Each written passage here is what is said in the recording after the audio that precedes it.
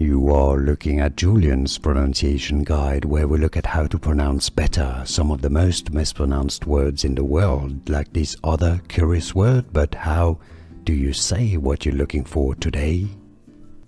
We are looking at how to pronounce this word, as well as how to say more interesting but confusing words that many mispronounce, so make sure to stay tuned to the channel if you enjoy learning.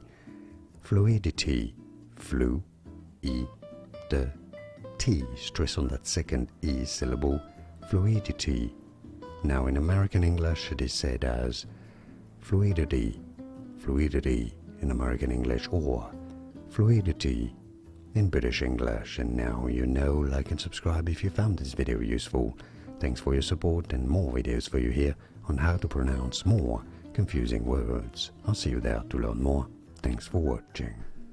Here are more videos on how to pronounce more confusing words and names too many mispronounced. Like this video if you found it useful. I appreciate your support. I'll see you soon, and thanks for watching.